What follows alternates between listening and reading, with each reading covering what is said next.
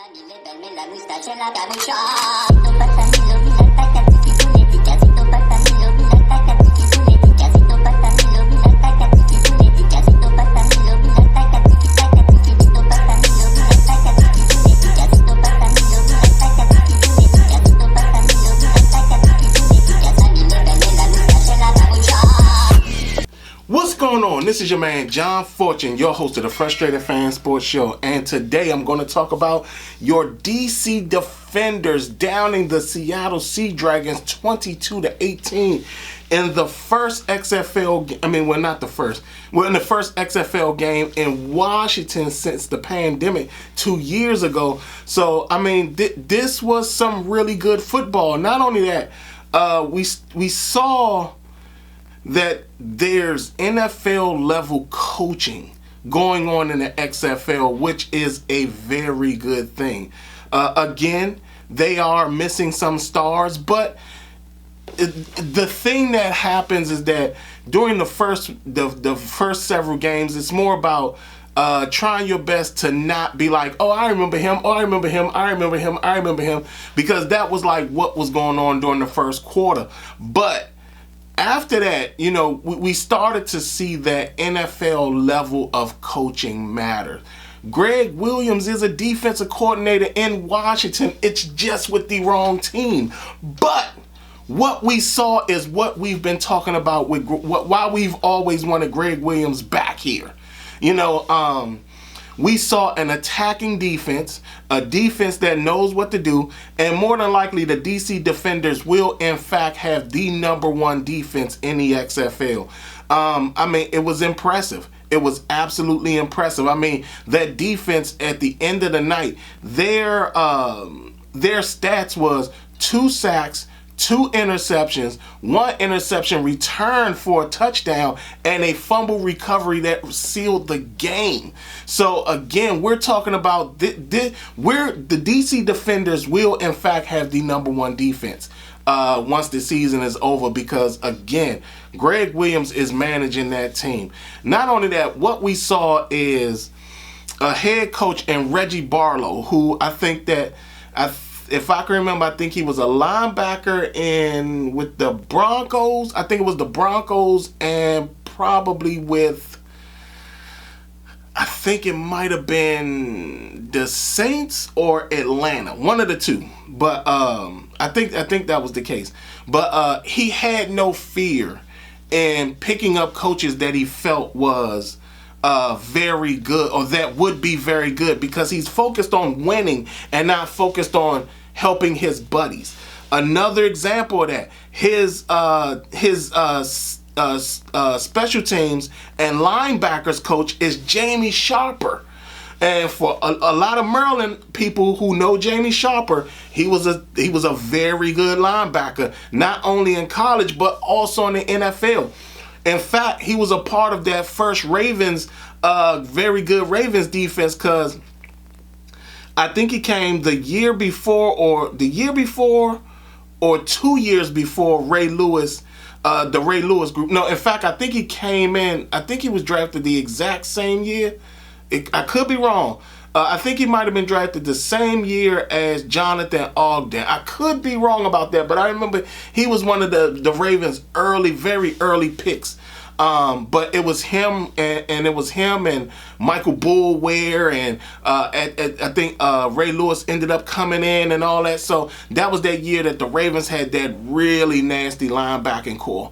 And again, it was just one of those things where it was refreshing to see a head coach sit up there and say, hey, I'm going to bring guys in, no matter how better they might be as coaches than me.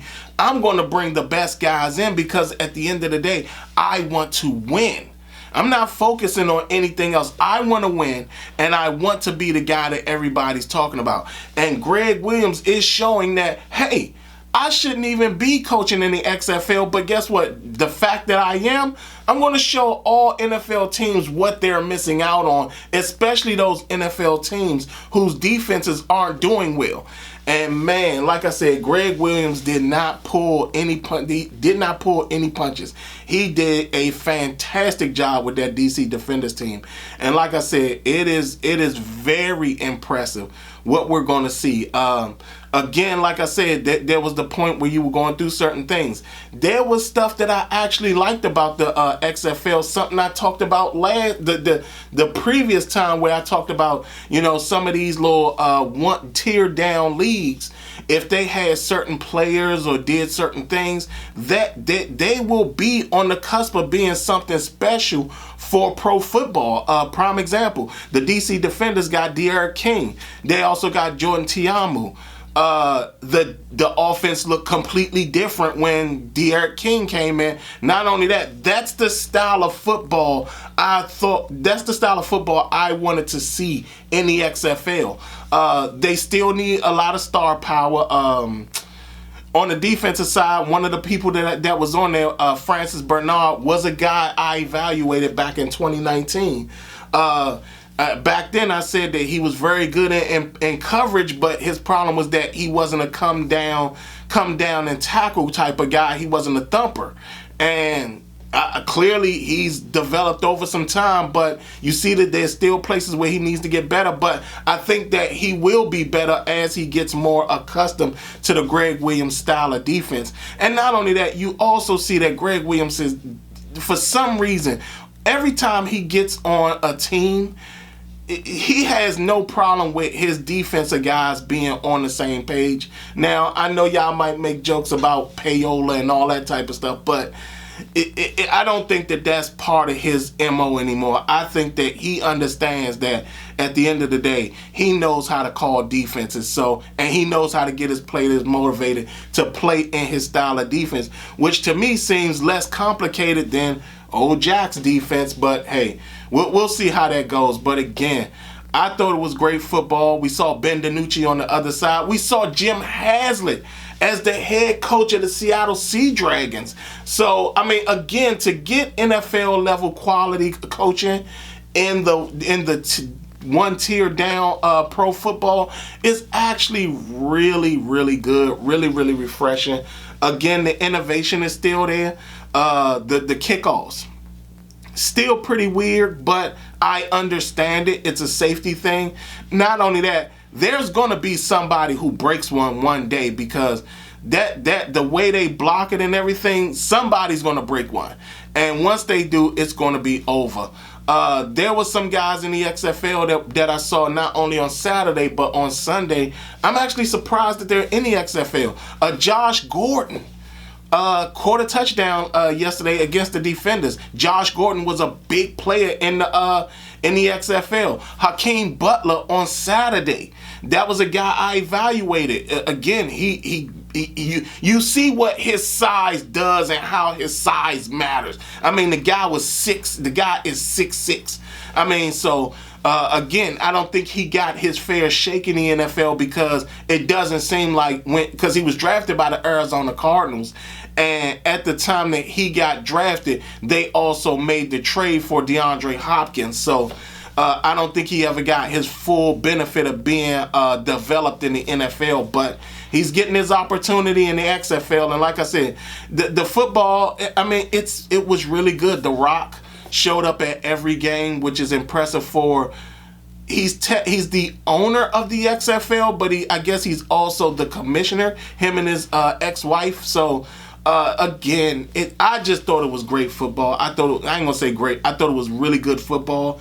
They are still missing stars, but we're also seeing NFL players not fear coming down a tier to actually play and actually put their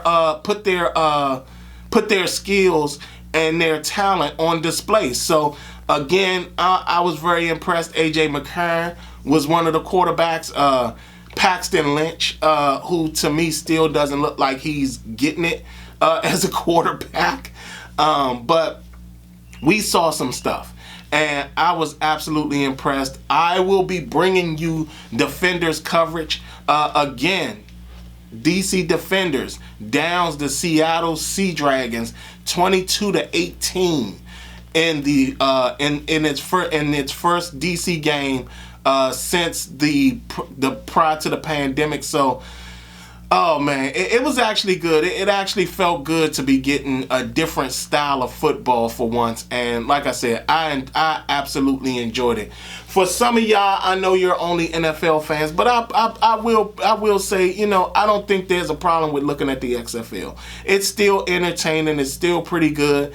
You get to watch it a little bit better. There's more mics, so you hear a lot of conversation, which again I like, but they might want to temper it down, especially on the players, because there was a point where you heard, they had to blurt out parts of the game because the guys were cussing and stuff like that. So they may want to find a way to either mic one player or not mic the players at all. So again, very good iteration.